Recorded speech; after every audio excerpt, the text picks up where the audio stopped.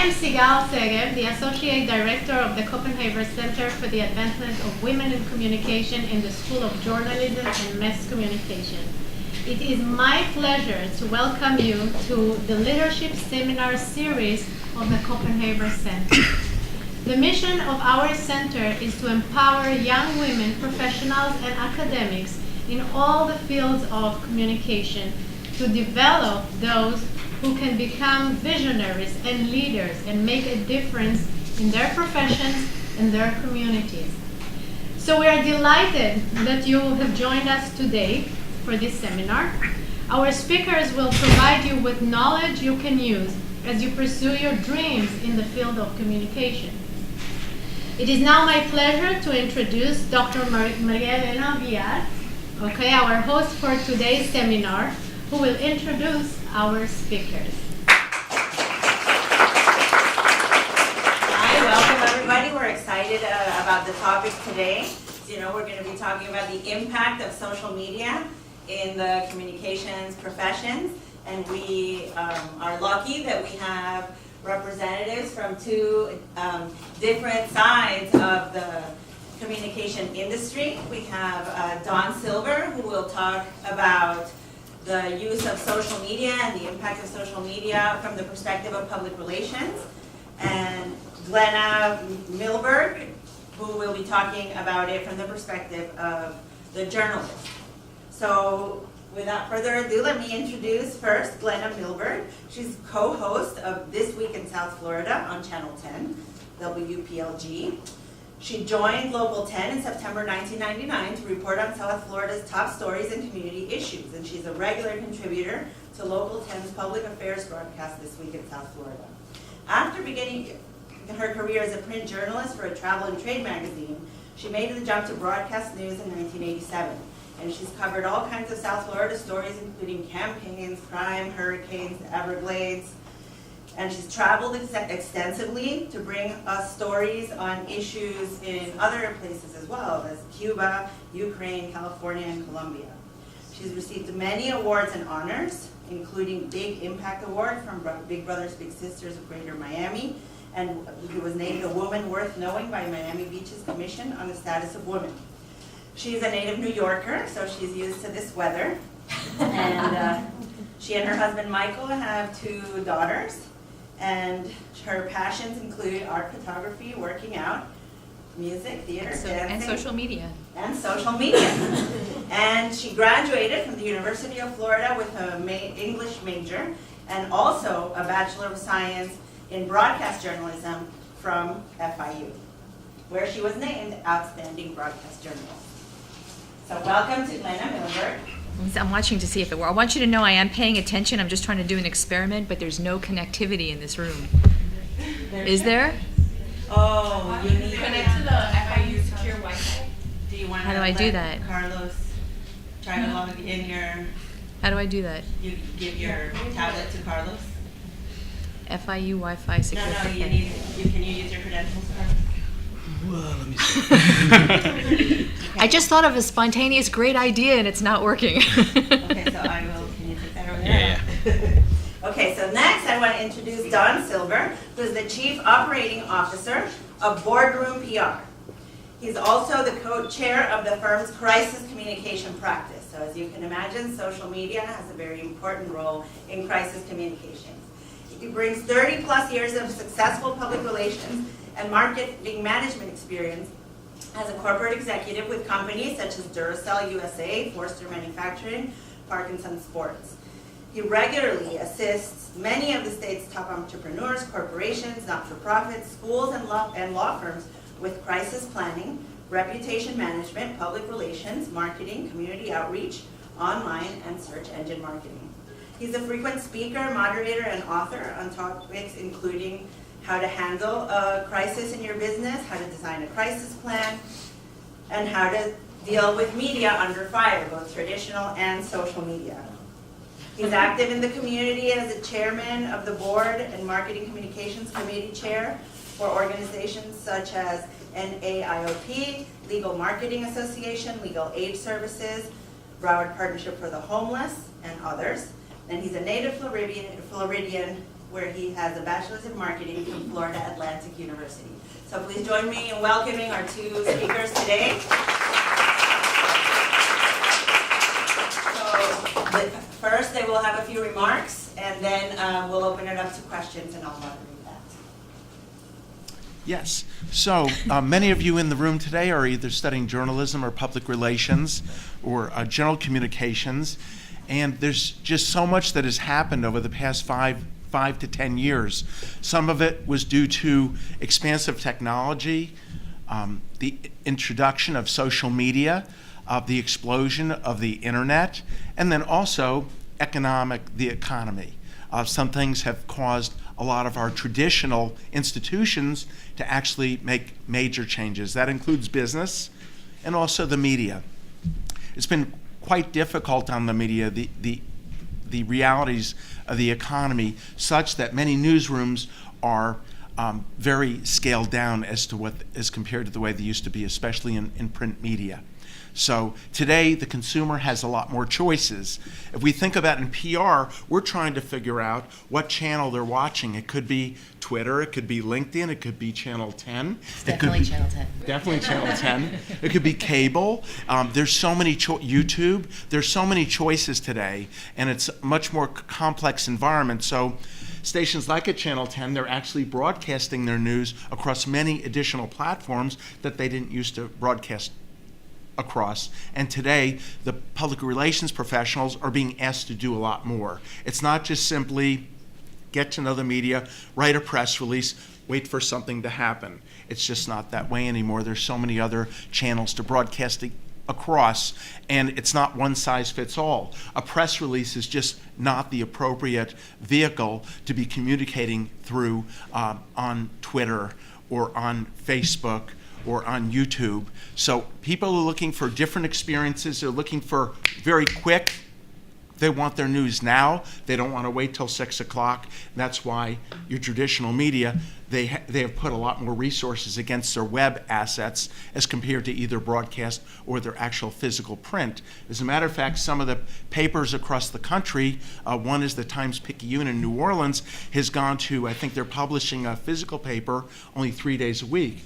And as we're seeing, if you take a look at the Miami Herald or Sun Sentinel, the major papers, they are getting thinner because businesses today are putting their broadcasting dollars across many other platforms. So it's a challenge to all of us to get it figured out, and the pace of change is amazing. So PR, what's PR? PR really is the brokering of your key messaging points to your various targeted audiences. All right, so traditionally we did it through outreach. We might have joined an organization, even having lunch with somebody, or through a newspaper or a television station or a radio public affairs show. Those were our choices. Now there are a lot more. So we have essentially the socialization of the public relations field, which is making the job a lot more interesting, a lot of different directions you can take with your career, but also for the people in the business, a lot more challenging. And still today, firms like ours and then companies today, they're all trying to figure out where it's all going to settle and what the best mix is for them. So you want to reach your target audiences. How do you go about doing that? Well, you got to get to know them, right? And I've seen in networking events, they might give you their card, and I'm Don Silver, and I want to do PR for you, and they don't even know them. So in social media, constantly you hear engagement, and that's what we hear every day. So you've got to engage the audience. To engage the audience, you've got to learn about them. There's a lot of research being done. Also, there's instantaneous analytics, something you never had before.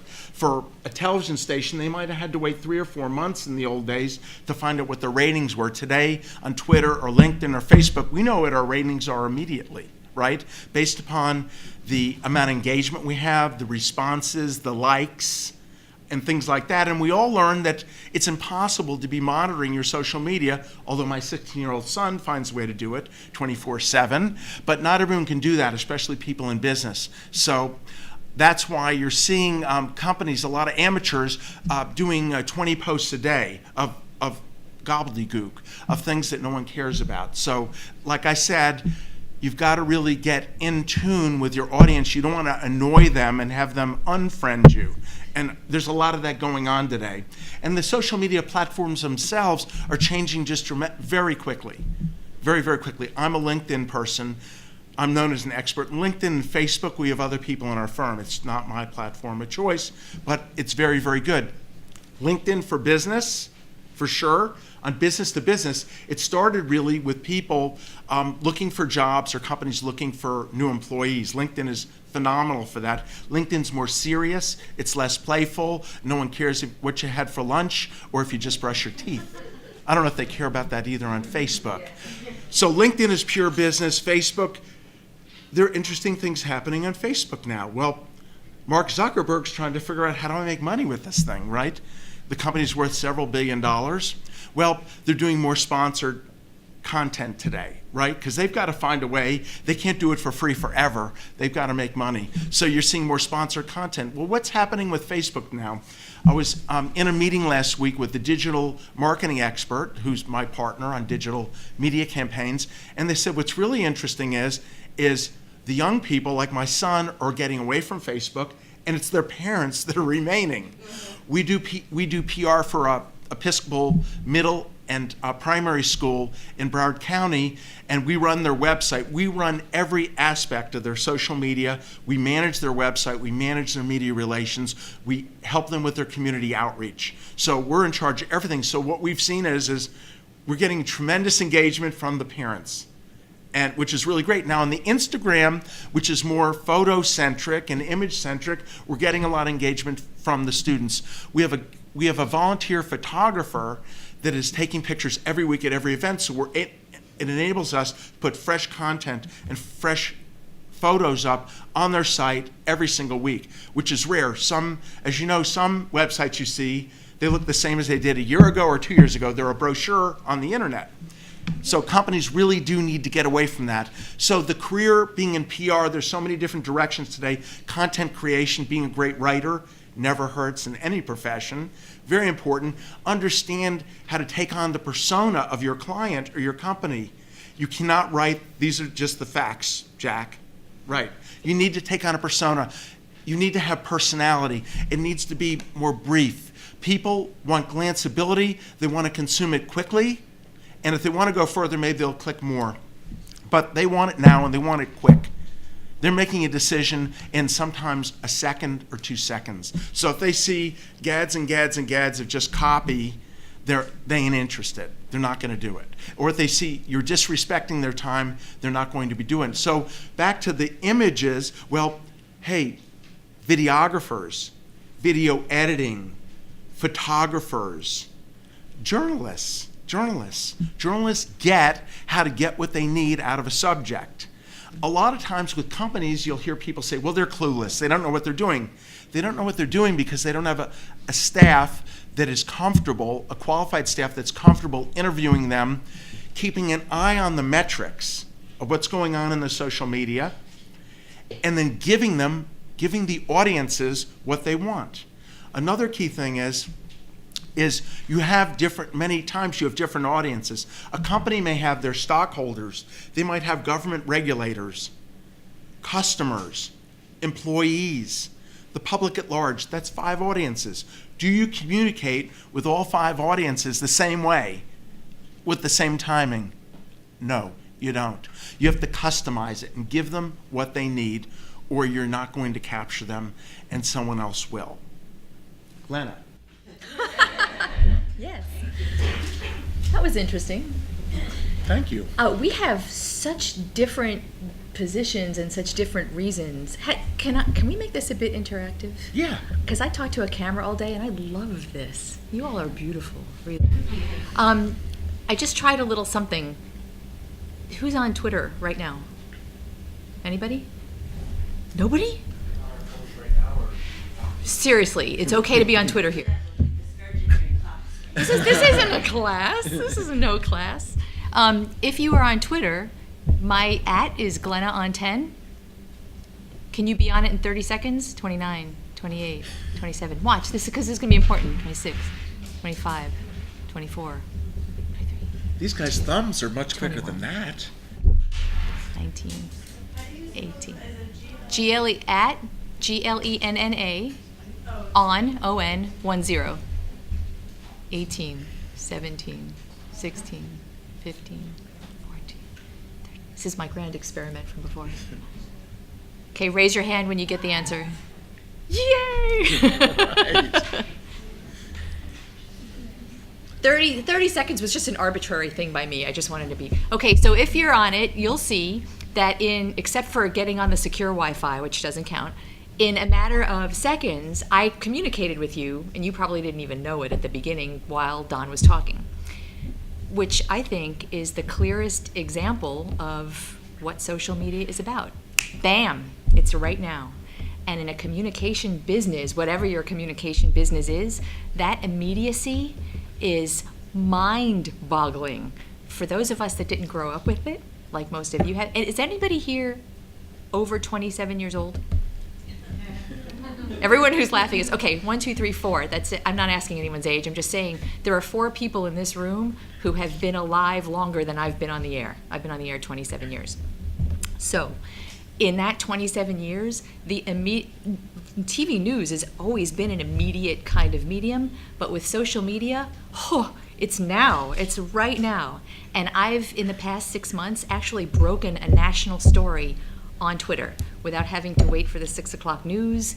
And in one respect, that's unbelievable. That is a breakthrough for my business. And in another respect, it's so daunting because social media has become a giant double-edged sword.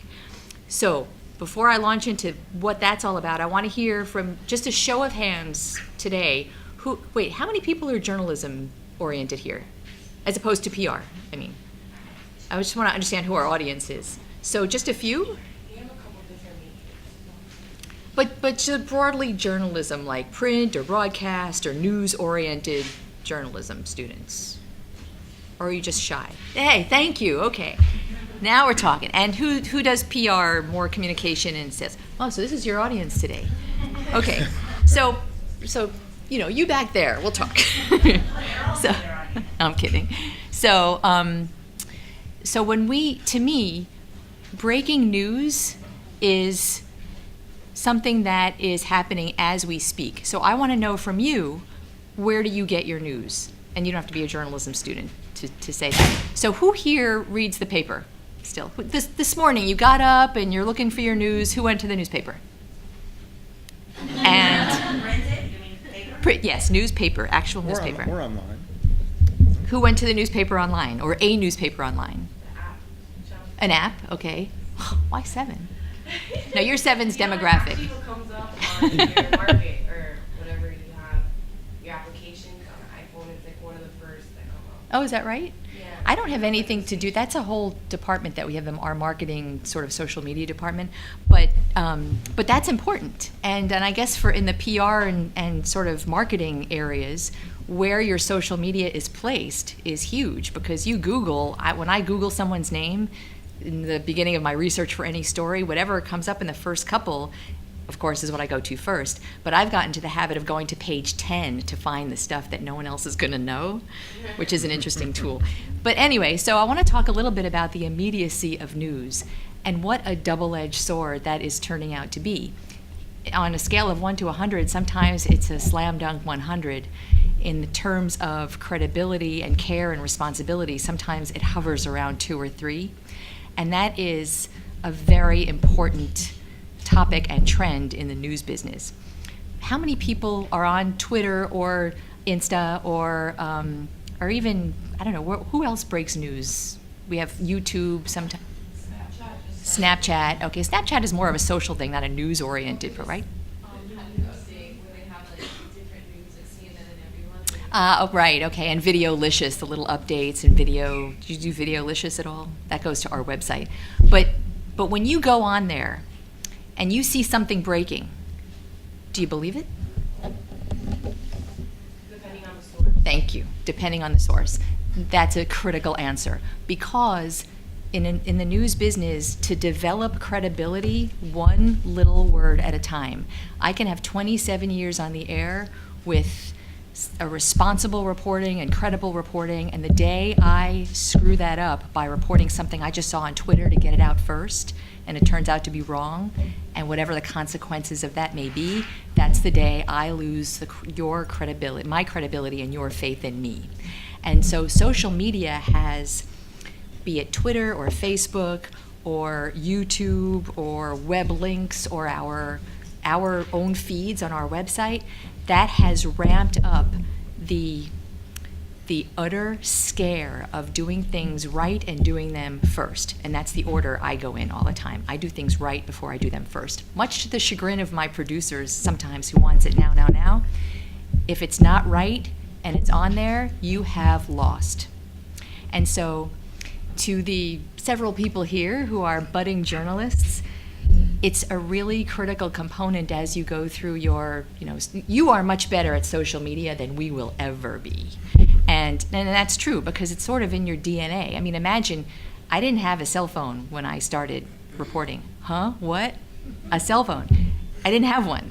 And I will be very honest with you, I don't even remember how I reported without a cell phone and Google. I don't remember how to do that. And I am a public records queen. I can do public record searches, but those two things have changed the world in reporting. So this immediacy and credibility go hand in hand. And if there's one message in this short time we have together that I can tell you, is who here has a tool that they possess called common sense? And you're laughing, but to me, that is the critical tool you need when you use social media.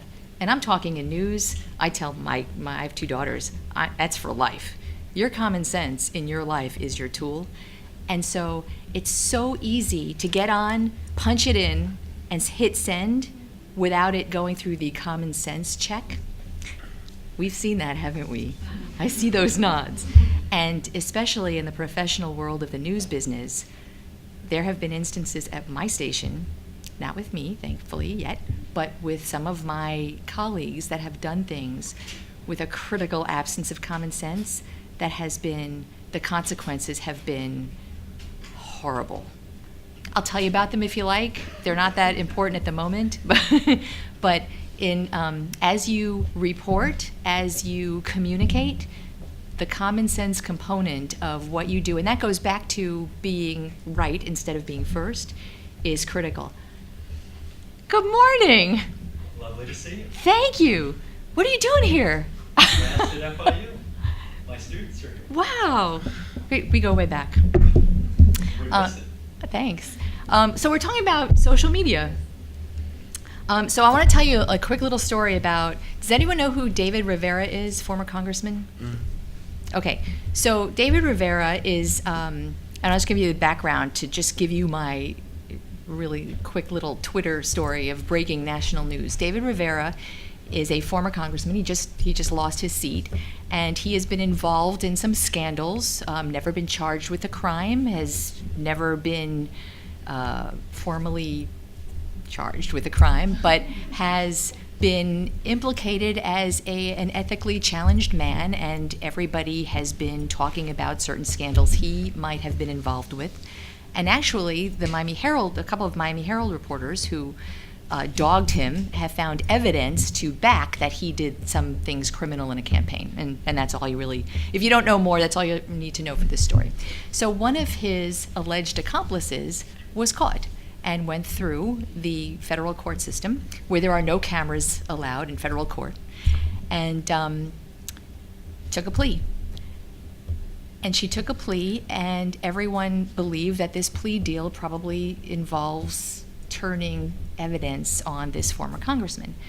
So in one particular court instance where there are no cameras involved, it was just a setup for what was to be her trial. And I said to my producers, hey, if I'm going to cover this trial, let me just go sit in this hearing. It was a 5-minute hearing. It's nothing, a status hearing. Let me just go meet the players and get my feet wet. And they said, oh, we need you to go do this. Some cat was stuck in a storm drain or something. I don't know. I said, listen, I'll be out before the morning meeting is even done. It's good for me. I just need to know. I'd like to wrap my head around things. So because no other reporters were there, because they all thought what my producers thought, it's kind of a 5-minute nothing hearing. And I'm sitting there and I'm watching what's going on, and I start to get the sense something's going down. And it was the day she took the plea, which was a huge surprise, but there was more. And during this plea, and I'm just sitting in the back row of federal court thinking, oh my God, oh my God, oh my God, oh my God. It's my story, a national story sitting in my lap, and nobody else was there.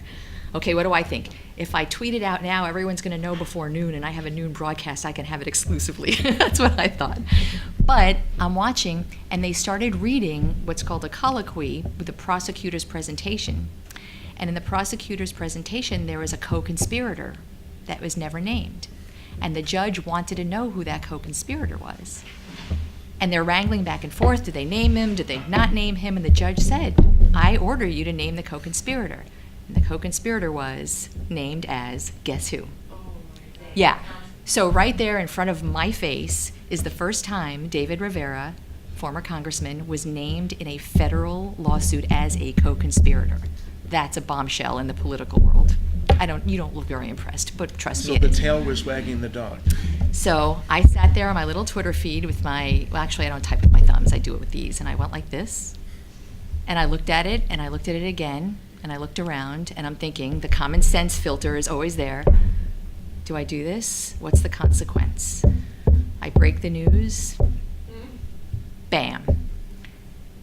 And then I left, and the thing was over, and I ran outside, and then my photographer was waiting because we had interviews to do.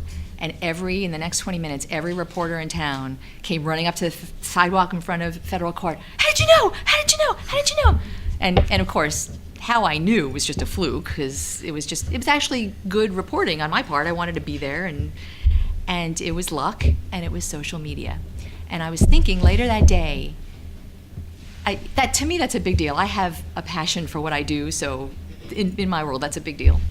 And I was thinking later that day, if social media didn't exist, how would that have played out? I would have called my station. No one else would have known. We probably would have had it hugely exclusive on the 6 o'clock news. And no one would have known that until 6 o'clock that night. And to me, it's mind-boggling in this day and age that people wouldn't know things for hours. What? We know everything like that, right? I have a question. You said hugely exclusive. That was a terrible use of an adverb. I apologize. I'm talking. So back when there wasn't social media, if you found out the news at 10 a.m., you would tell your station. How did you have known that someone else maybe didn't know about it? Because I was the only one in federal court. There was nobody else there. No, actually, that's a good question. Unless one of the attorneys had a source at another station, would have called another station. That's true. That's true. If you would have waited until the 6 o'clock news, you could have raised someone else. There was no other place to put it. It was my point. Where would I go with that? I could call my mom if I wanted, call my friends, but there was no way to broadcast that to my audience. Would that not ever break into regular scheduled programming? That would not. No, we break in for disasters and things that people need to know immediately. In other words, we break in with chases on I-95 more because my producers love chases, but I think that's because they get ratings.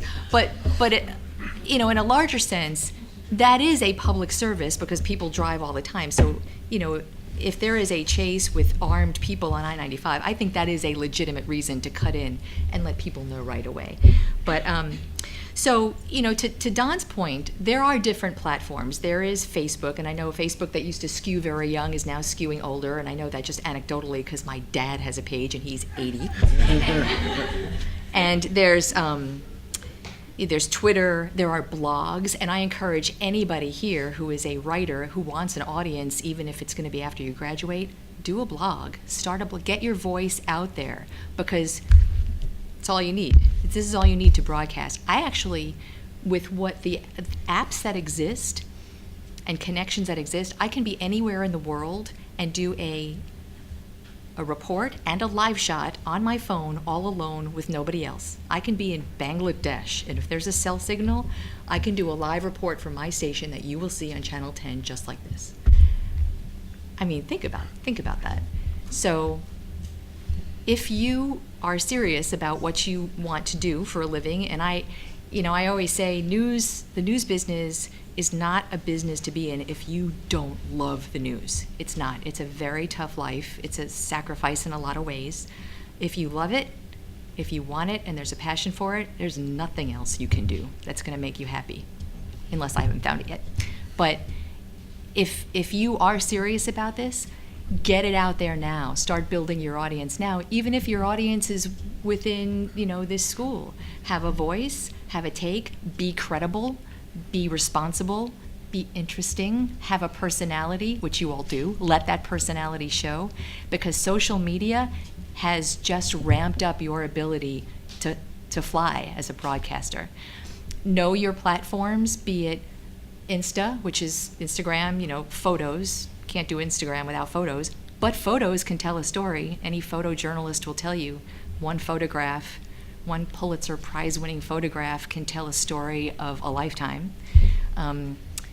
Video, YouTube, Vine, be interesting. If you're not that interesting, make sure your video is and your Nat Sound is. It's okay, exploit your own strengths. Not everybody has the same strengths. Not everybody is a performer. They're not. And not everyone is comfortable being a performer. That's fine. Make your story tell the story. Make your video tell the story. What other platforms are there? Words, photos, web links. What I do, I'm going to tell you, and I'll end with this because I know you have a lot of questions. How I use social media, very different reasons. I promote my stories, like right before we go live or during the day. I'll either put up a photo, I'll quote someone if it's an interesting quote. We call it teasing. I will tease my story. I will try to get my audience on Facebook, and I use it all, Facebook, Twitter, Instagram, to want to tune in to our broadcast later in the day, or to want to stay with me on social media during the day. So it's a tease. Sometimes I will tell the story. There's an app called Videolicious. I can get video, I can do my own little editing with a couple of strokes. I can introduce it. Hey, this is what I'm doing. Look, this is where I am. Look at this story that just happened. This fire, this is a 40-year-old, house, whatever, bad electrical, hit send, and it's on my website. So if you go on the website or on my social media where I post it, you'll see my story like that with video and all. So, that's one way. Immediacy, breaking news we talked about, I can report in real time. A huge social media application, reporting in real time. The love of my life. I never thought when I got into this business I could report in real time, except like right now talking to you. It's great, it is. And I'm sorry if I'm excited about it, but the subject of social media, reporting in real time for someone in the news is just like the Super Bowl every day, as long as the story's good. And then, after the fact, I do this show on Sunday. I co-host with Michael Putney. We have a public affairs show. Did anybody watch it on Sunday morning, 11:30? That's anyone under 40 that watches it? No, I'm telling you, it's okay to. Listen, I'm 50-ish. It's perfectly good. It's perfectly. Age is awesome. And to your point again, there are different demographics who do different things. Our show on Sunday morning is a very smart show. I wish. And my goal is to have a wide demographic of people watching it because it's very smart, it's very in-depth, or we try to make it, that's our goal. And so it's my favorite thing that I do now because it's different and it's smarter and it's a challenge. I've brought social media to that show. My co-host has been doing that show on his own. It took a very different form. It was like a real talking head show. We want to make it more telegenic. We bring in a lot of guests, a lot of different voices, a lot of different video, and we've made it very interactive.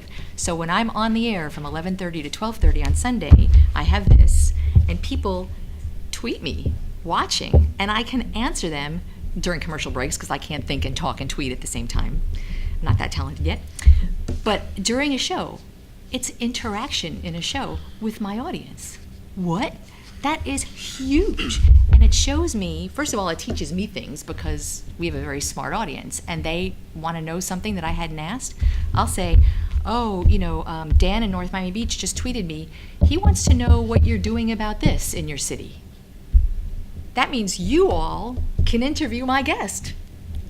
That's good, right? That's mind-boggling. Maybe not to you, it's mind-boggling to me.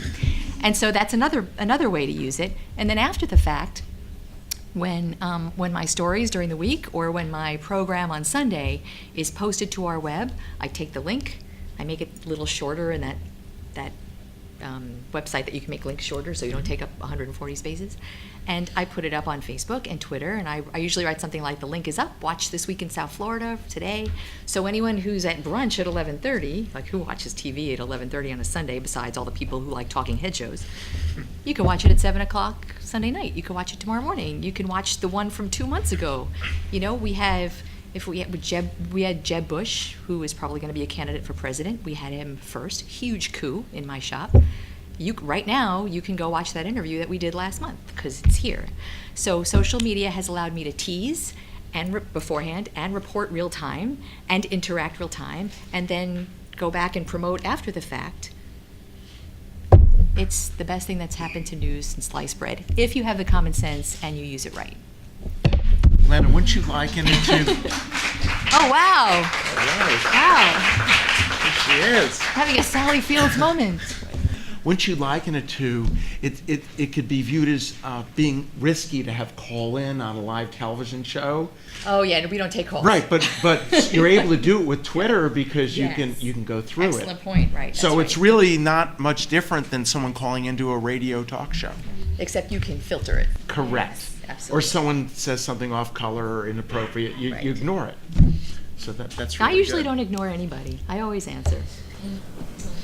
Well, thank you. I mean, those are really interesting perspectives. So while the students come up with their questions, I wanted to ask, to share kind of your perspectives in the case of a crisis, right? Because when what a company or a PR person considers a crisis is usually news, right? The news, and there's kind of the PR professional and the news professional have different missions in that situation, right? One wants to get as much information as possible. The other wants to frame the situation so that it's less, to reduce damage to their. For that reason, I've always been fascinated that those two disciplines are in the same college in most universities because they're such different industries. I've always been but fascinated. require a lot of similar skills. But in terms of communicating eloquently, right? And so I don't know. Maybe tell us from your perspective in a moment of a situation where new information is leaked or something that makes an organization look badly, or something happens like an accident or a plane crash or something like that. How is social media a blessing or a problem from the PR perspective and from the news perspective? It's lack of control, basically. Before you had some level of control when you're dealing with a finite number of the media. Today you have all the social media, and then you have the review sites like Rip-Off Report and Yelp, and not everything you read is true. Correct. So, for example, we represent a homeowners insurance company, and it's my job to deal with their Yelp and Rip-Off reports, and someone would come on with 2 pages. Well, we had a flood, and we think it's $800,000, and they think it's $5,000. You get this all the time. So what our job is to A, make sure we contact them, let them know we're going to look into it. B, we want to know the facts, because in a company there are many different departments that might handle that, which sometimes takes some time. A lot of times takes a day, probably, to get the facts. So then we learn that an insurance adjuster has been out there 2 different times, and that the house is old, wasn't well maintained. It's a wreck, and the flood didn't cause the house to be a wreck. It was just a wreck. It wasn't maintained. So somewhere you try and take the conversation offline with the customer, the insured, and you try and reach something within the guise of the policy that makes sense to the company and to them. There are things that are covered and aren't covered, and most of us do not know how to read an insurance policy in full, and I don't, and I represent about 10 insurance clients, so they're very technical. So, and in the meantime, there's social media going, this company's terrible, this Correct. company's terrible, this company's terrible. Correct. So what we will do is we want to make sure we encourage our clients to tell their side of the story. We are looking into this right now, and we'll report the facts later and do everything we can, because that's what we do. We're here to do business. We're not here to take advantage or screw our customers, so to speak. So we take it offline. We try and work it out with them. Sometimes we can, sometimes we can't. I've seen, I spoke to someone yesterday, they did bathroom remodeling and someone was just blasting them everywhere they could and they wouldn't stop. And they ended up giving them a new bathroom for free. Anything, just shut them up, because this person was the subcontractor for Home Depot and they couldn't afford to lose Home Depot. So sometimes the consumer or the ultimate customer is right and they have a bone to pick and it's legitimate, and sometimes it's not. Because I get all the time, I hear from TV stations all over the state, and you know what, most of the investigative reporters are really good reporters. They're supposed to be. In many instances, if there's nothing to it, or we can show them, here's the documentation. This is how many times they were visited. We got estimates, we did all the right things, but they're still screaming. Most of them kill the story. I've also called investigative reporters. I have one in Boston that was investigating a charity that I represented for 17 years. Someone took over the charity, their numbers weren't good in terms of the percentage they spent on actually delivering the charitable services versus the money they spent on raising the money. So this reporter was outstanding. We totally cooperated with them. He said, is it true, Mr. Silver, that this? Yes, it's true. Is it true that? Yes, it's true. So I cooperated with him. I saw the story. The charity got blasted. You know what? But he did his job. He did his job. He went out of his way to exhaustively get all the facts to give the company or the charity the opportunity to respond. They chose not to. We offered a statement, and I called him after the story and complimented on the story, and he said, you're the first PR guy that ever called me when it was a negative story on their client. And I did, because he did a good job. That's all we can expect them to do. It's our job to present the facts and the supporting information and sources that meet our point of view. What about from the journalism perspective? How does discourse or exchanges in the public, on social media, do they ever inform stories or set agendas? Inform stories, yes, because it is a legitimate source of information, although the information needs to be vetted and be made credible before we would broadcast it. And it depends on what the crisis is. And, from an insurance point of view, I can't even imagine we would cover an insurance crisis. That's a consumer issue. But a crisis like a plane crash, I think my first crisis that I remember in news was the Tylenol crisis, where there was tainted Tylenol. That I was just... They read about it in the text. Okay, yeah, I was sort of a cub reporter when that happened. That's a crisis. When you get down to what news is and what a reporter does, and sometimes it's hard to tell when you watch local news these days, and I totally get that. But what a reporter is essentially is a public voice, a public protector, and a government watchdog on behalf of the public. I am the public representative. I do that public service. That is what our job is supposed to be. So a crisis could be something unfolding right now where people are dying, earthquake, plane crash, whatever. A crisis could be Tylenol, tainted, a drug tainted that is unfolding in a very curious and confusing way. And we don't crisis manage, we crisis report. Crisis management is for someone else. And I will tell anybody who tries to control the media, really good reporters cannot be controlled by anything other than the truth. The truth is what controls me. Spin doesn't control me. Someone else's boss doesn't control me. Mine does, only because he pays my bill and keeps me employed. And sometimes I don't like that either, and he knows that. But a true journalist is someone who advocates for the public by way of finding the truth.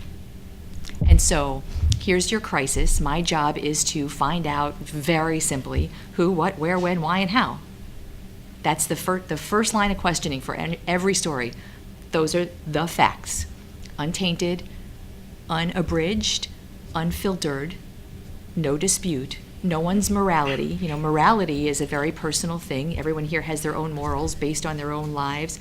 Ethics is a very different thing. Ethics is what we all share in common. Ethically, I need to say who's involved, how did it happen, why did it happen, the wear and the Tylenol, wear is universal. So those critical basic questions come first in a crisis to get the information out, to protect people, to give them what they need to know. And then after that, we start looking into especially the why and the how. The why and the how can go so deep and have so many moving parts. That's where the real work comes in. And in a plane crash or tainted drugs, who's responsible? Is it a company that's fudging safety to make more profits? That's a story. Is it the airline mechanic who somehow needs glasses and missed that loose bolt? That's a story. So you see, it could go so many different ways.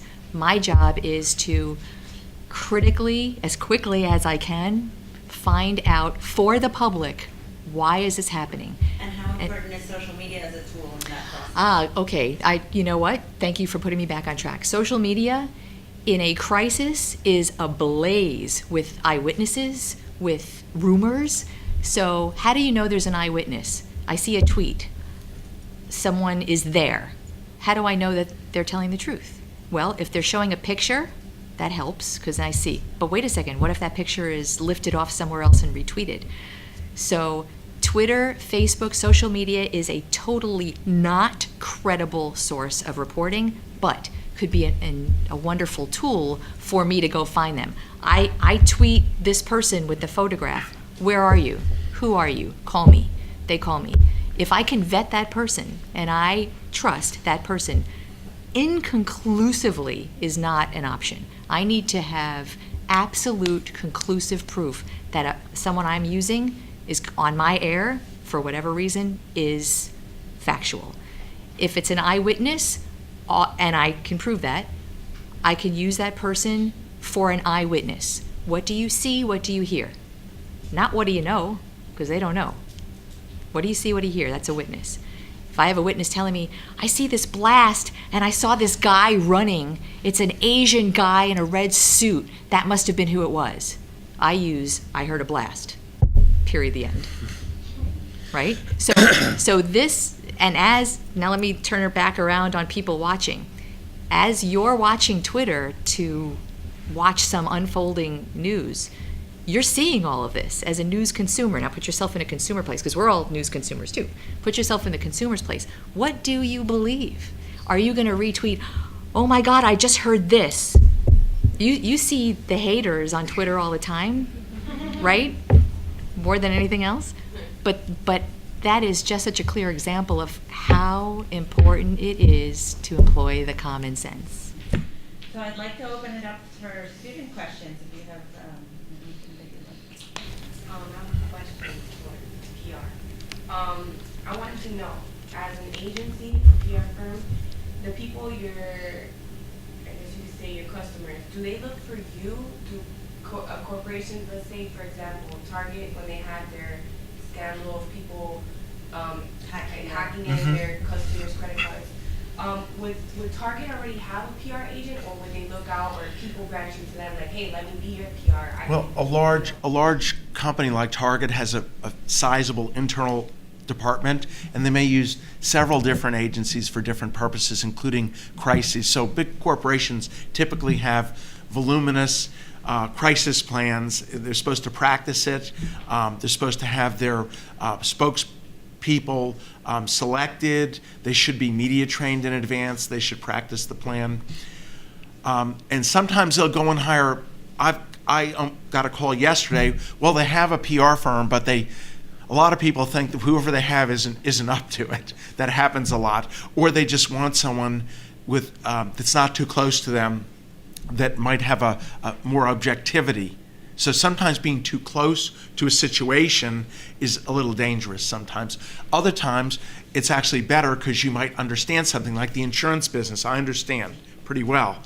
It's very complex. You get a general assignment reporter trying to cover an insurance matter, they don't understand it, and unless they rely on good sources to say, what do you think about this, someone that's trained?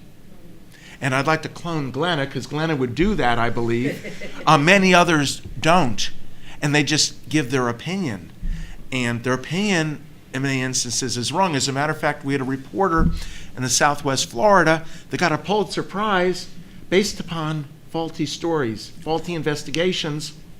But she did it the best she could, but she didn't check it out, a lot of the things. And as her series of stories ran, we said, we must respond. We're the PR firm. We represent an insurance association. They said, no, she doesn't know what she's doing. She's trying to hurt us. She's a bad guy. And they were put their head in the sand. So after 3 stories, and they're not listening to what we're asking them to do, we want to set the record straight. We want to give them the facts, or at least try and help her. Didn't happen. She won a Pulitzer Prize a year later, and to this day, and she's no longer with the paper. They still bitch about it, and it was their own fault because they didn't respond.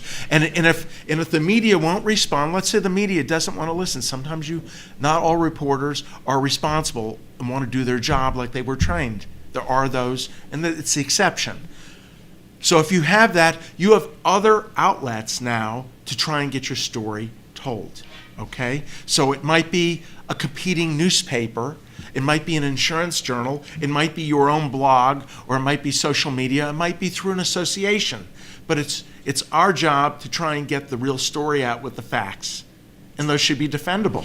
And in a situation like that, when a company is in a crisis and is trying to kind of damage control in terms of their image, how much does a journalist interact with the company itself? I think that depends on the company. I mean, I am a big fan of, we talked about a lot of this. I don't want messaging and I don't want spin. I just want factual information. So my first call is usually to the top person. And you'd be surprised how many top people take my call. And cuts my time in half. I get the real story. And I appreciate that. And then there are companies who are so fearful of me for no reason. Actually, no one needs to fear me. But they have this sort of idea in their head of the news media is calling, instead of a person who is genuinely trying to find the truth. And so, you'll have to talk to my PR. Listen, I had an instance with this university yesterday. And, trying to find, with no agenda and no horse in the race, trying to find out certain facts and figures. And I got emailed a statement that had nothing to do with what I asked, with an apology from the PR person, who actually is a friend of mine. This is all I could get for you. I'm really sorry. Okay. That doesn't mean I don't have the story, because I got it another way, because that's what I do. But, and I included in my story what I found, good, bad, and ugly, and I just put it out there, and what do you think? And so a company or an entity, companies are private businesses. I respect a company's right to spin their story the way they want. That's what they are. My bigger issue is with public entities, public universities, elected officials, your mayor, your president, your school board, the people who you pay to do good work for your government, for you, are beholden to you. And when they won't talk to me, that's bad. So Glenna makes the call to the CEO's office, and they say, Hey. oh, certainly. Can we get your name and number? What we do is we train our clients, if the media calls the CEO's office, and say, confirm who you're speaking with, who do they work for, what's the nature of what they want to speak to me about, and what's their deadline. And we assure them someone will get back to them within an hour. Deadline no longer applies. Okay. Because of social media. Right. So what we will normally do is I call Glenna and say, so Glenna, I understand you like to talk to our CEO. Can you tell me a little bit? I interview the interviewer, is what I do. And I wouldn't tell you. Okay. No. And I don't say that to be a jerk about it, but if I give a PR person a set of questions, you get to craft all your answers. I want the boss to answer my question. And there is an answer to the question. There is an answer. If the boss can't say answer, it is not news. So let's bring it back to social media. Give me a hug. Can you guys, the students have any But I agree with questions what about you did on social the media statement. in It the had nothing to industry? do with what you asked. Right. This question's for Glenna. Yes, sir. Since obviously social media has impacted all of us tremendously in this past 5 years, have you noticed a rise or a decline in your viewership when it comes to your live TV shows? Has it been a good thing or a bad thing? I would say on face value, it's a good thing because news is evolving. You will hear people who have been in the business a long time lamenting how it's so much better before and it's so terrible now. And I mean, there's many more choices. Generally speaking, industry-wide, far fewer people watch a newscast than they used to because there's so many other choices. So I look at the industry evolving just like every other industry evolves. As a positive change, and you embrace that and you go with it. And our positive change is on social media. So, my station has a dedicated social media executive producer who he doesn't. We all do Facebook, we all do Twitter, we all do Insta, we all do Videolish, we all do as much as we can. But that is just as important of an audience as our broadcast audience. So at the very beginning, when we first went online with our website, for instance, 10 years ago, 8 years ago, I kind of lost track of time. Years ago, when we first have, local10.com, I and every other broadcast journalist would write a little story for the web. That's the best ringtone ever. I was ready to do a fire drill over that ringtone. I would go about my business just like I did every day. I'd go, I'd interview, I'd research, I'd craft my story, we'd write, we'd edit it, and after it aired on the 6 o'clock news, I'd sit down, because broadcast writing is very different from print and web writing. So I would sit down and write for the web. And we all did that. And then the management started saying, the web is up all the time. Why would you wait till after 6 to write your web story? I'd say, I don't know, that's what I do as broadcast. The web was kind of like an afterthought. And then we slowly realized the web is how to get more audience for the broadcast because it's up all the time, as well as, and above all, it is the news source that we are now going toward. So I think you see every broadcast and print entity moving toward web-based dissemination. The problem right now is that there's no way to monetize that as a profitable business because web is free. So I think as far as audience, the basic answer to your question is I don't know. I don't look at ratings. That's for my bean counters. I give 110% every day, whether it sweeps or not. I don't really care what the ratings are other than people are watching. And I know people are watching just based on when I go to Home Depot and people know my name. I know people are watching the news, which is a good thing. I think far fewer people industry-wide are watching, and so I would say social media has absolutely given us a new audience in many other ways. So it's good. It's the way of the future, and you can either embrace it and run with it and love it and be positive about it, or retire. And the flip side of the coin to that is, in print journalism, the fact is having great visuals or video, the open rate when you have video or great photography is just like off the charts as compared to raw text. And so suddenly they would give a weekend course on how to be a videographer to these print journalists. Which they all fought. And they all fought it, and it was disastrous. We have 3 former television journalists on our staff, and we say, do us a favor, either stop doing it or let us come in and show you how you should do it. Because they didn't know how to write for television, and they certainly didn't know how to be a photojournalist. It's not something you learn in a weekend course. So, but everyone's just trying to figure out, as well as management, about what do we do? What's the right balance? And in terms of the advertising, there's plenty of advertising on the web, but it is not at the same cost per thousand or GRP as you get for a television ad. Same with print. What they traditionally got for a print ad in the Miami Herald, the double truck ad with the auto dealer, on the web, it's a lot less money. So they are finding ways to get some income, but it's not making up the difference of either lost readership, subscriptions, or potentially lost viewership.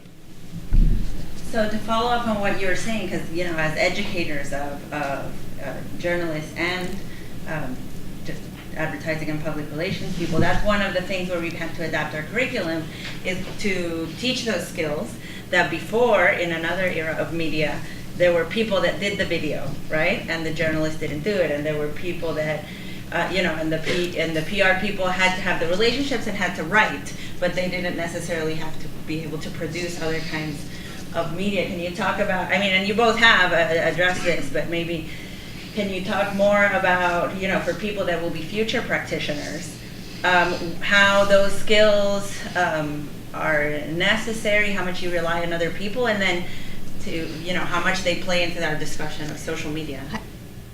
Miami? Go ahead. I will say, the people, Miami's the 16th largest television market. That's big. And it used to be people who worked in Miami had 2, 3, 4 markets under their belt, Paducah and Bozeman, Montana, and it was not an easy market to work in journalistically. Now we're hiring people out of college. And the people out of college that I work with right now are so much better at social media than I am. I'm in awe. It's something you grow up with. Every generation has something that the generation didn't have before that you're wired for. My kids were on the computer when they were 2. And so they're really good at that. And I find that a lot of the really, like the 20 and 30 somethings that I work with are very adept at social media. They're very adept at video, tape, and editing. To this day, I couldn't edit my own story. It would take me probably 10 hours to edit something that my photographer can do in 15 minutes. So I think technically, people that are younger and coming out of school and at the very beginning of their career, they got that down. And I think if, most universities, if you're going to do a broadcast course, you learn to edit. You learn Avid. You may learn another program. We're on Avid. You may learn another program.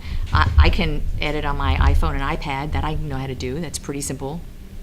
And I think these are technologies that you can learn fairly easily just by virtue of having a cultural background and a generational background in knowing that. A touch screen, if you take someone 70 or 80 years old, they practically will understand what a touch screen means, but there's no intuitive, touch screens are very intuitive. You can go on a new program and you can figure it out in 10 minutes, right? That's, as someone who is not that, it's like magic and they don't get it. So the good news is that I think anyone in this room can learn very easily the technology of what to do, be it video or whatever. To me, what I see lacking is not the technology, it's the cultural literacy. I have reporters who knows, wherever you live, who knows who your mayor of your city is? Raise your hand.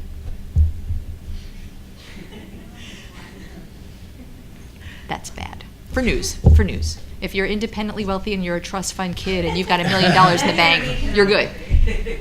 To live as a functioning citizen, an engaged, active citizen in this community, that's what news needs to have more of.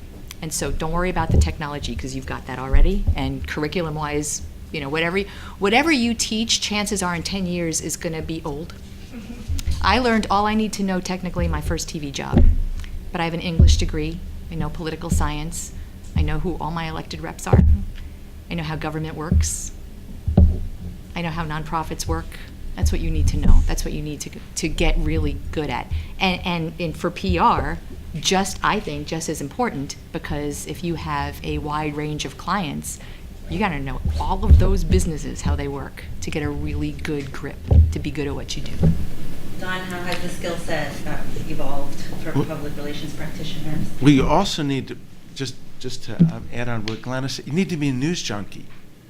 And that's what I see lacking a lot of, is just being familiar with what's going on. I read 4 newspapers every day, but I love it. No one has to make me do that. Print? Both.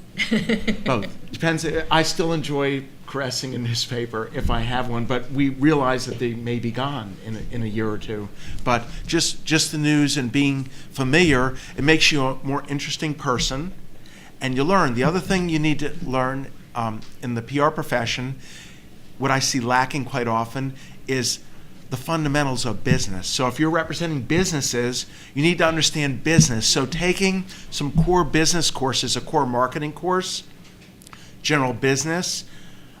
Business law is very, very good to take. Understanding a little bit about business. An accounting 101 course, everyone's like, no, don't make me do that. Or finance. That I have a business background, but I understand business. But I had a business report at the Miami Herald, this is years ago, who wrote feature articles. And my client was in a really sophisticated business, and he said, well, we deal with businesses' balance sheets. And she said, what's a balance sheet? She's been a business journalist 5 years. She didn't know what a balance sheet was. Right, it was very odd. And he called me and yelled at me, who do you have interviewing me? The person that has the major feature in the Miami Herald every week, that person. So this was years ago. So being a great consumer of news, seeing a lot of different points of view and styles of delivery that could certainly be online, but also on television, not only the local newscasts, which we try to watch all of them. There are fewer and fewer of them, but the locally produced news shows like Glenna's, they're wonderful. You really learn about what's going on in your community. You're a more interesting person. When you're young, your big disadvantage is that you're young. Your big advantage is you're young. It's both. So if you're going to go and graduate school and you're in your mid-20s and you're interacting with business people, men and women in the 30s, 40s, 50s, and 60s, you have to establish yourself that, like, I know what I'm doing. And part of knowing what you're doing is being able to converse with them intelligently, to be able to understand their business and their industry, and to, if you don't, is to really immerse yourself in it and get to know it. And believe me, we worked in every industry you could think of, but you're dealing with healthcare, it's very technical. Legal, it's very technical. Real estate and finance can be very technical, and certainly insurances. But you've got to learn it, and if you don't learn it, then it's going to be obvious and you're not going to do well. The other thing is we just hired an intern this week, Laura, from Miami. And Laura is bilingual. That's something our firm, we've had bilingual people that can not only, right, that can not only speak but write well in Spanish. She can. Television background, she edits video, she shoots video, she's been on the air. That's really good. Social media, she's handled social media, and she can write. She's a competent writer.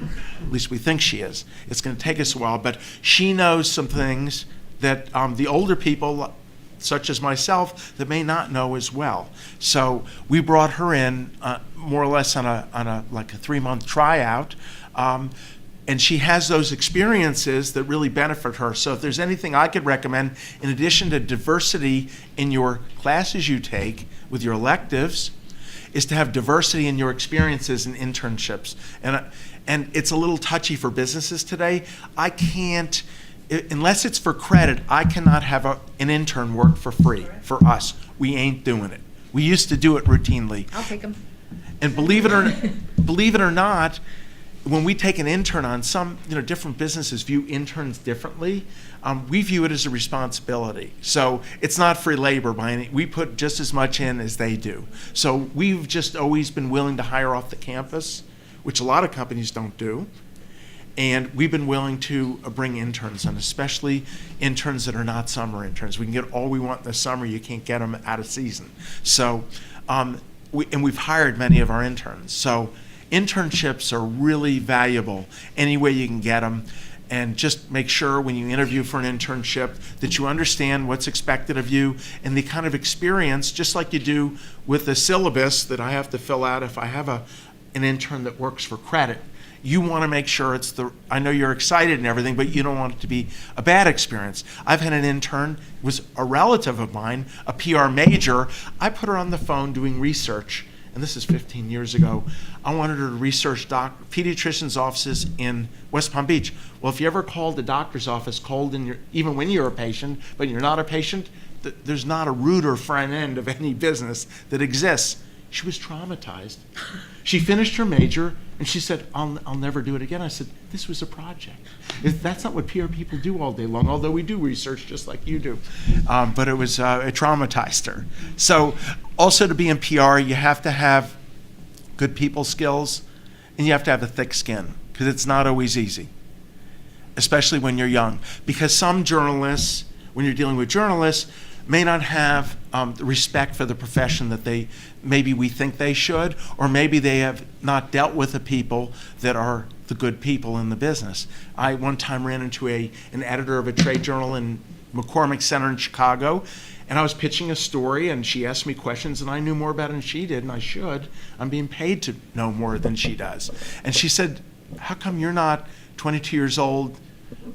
She said, a girl named Amy that doesn't know what she's talking about. I said, because this is what we're paid to do. We're not going to send our people out into a trade show or working with the media unless they are prepared to do that. And otherwise, you're doing them a disservice, and you're doing your client, your company, a disservice. So I think that what you said echoes what a lot of employers have told us, is that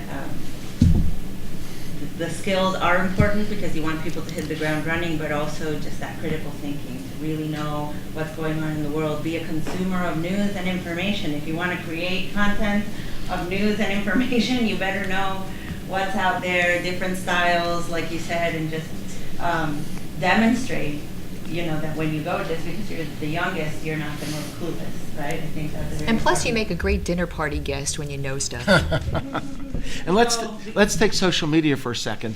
What happened is, just like with the media, with television, with newspaper, they're all trying to figure out where the equilibrium is, what they need to be doing for their consumer of news. Well, corporations, they're all figuring out, now we have to do social media. Well, go find two 22-year-olds and do the social media, and they don't know what they're doing. And that's what we're seeing a lot of. And they're doing 88 posts a day that are ridiculous. And it's clear they don't know the industry, they don't know the consumer, the customer, and you can't do that. And there are unscrupulous employers and internship posts that like to hire students because of their social media and ask them to do things that are inappropriate. So that's where that's where we also need, you as students should make sure you get your experience in places that are going to be good for you, and not people that tell you to post false things on Yelp and things like that. Right? So today, what you can do is you can see you did a post. It's good, especially if you're not heavily experienced with the client or the company you're working for, is to make sure that there's someone that's going to go and vet and edit and review and give you feedback on what you're writing. There's someone that you can interview your boss. What are the create almost like an editorial calendar where you have in the can 6 or 7 evergreen kind of posts. And we can all do that. You can do breaking news and things that are happening right now, but there's always room for we need a post, right? So you should always have posts so you're not dealing with it on a day-to-day basis. You should have 6, 10, 12 in the can. So you're not desperate. And you may put yourself in a position to do something without the proper overseeing of your boss, and it might be the wrong thing. The other thing is just looking at the reactions, paying attention to the analytics and the reaction to what you're doing. Just like we're doing a lot of e-newsletters. E-newsletters on Constant Contact and MailChimp are the two most popular. You can look and see how many people opened that email. How many people read which article? How many people commented?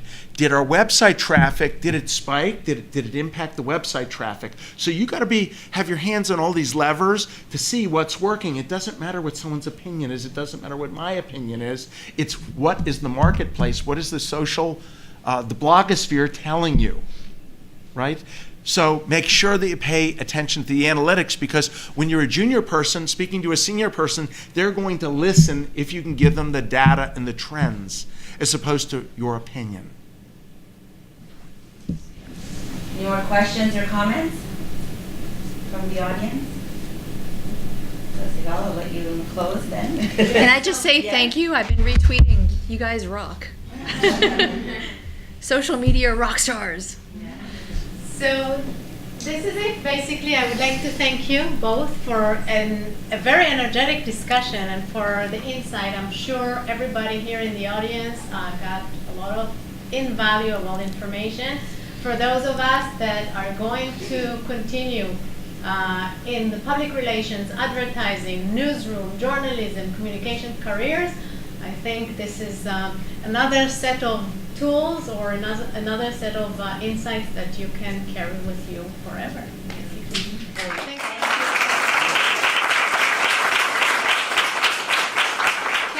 I just say, you all can contact me. I'm very easy to find. I'm happy to help you and answer your questions anytime.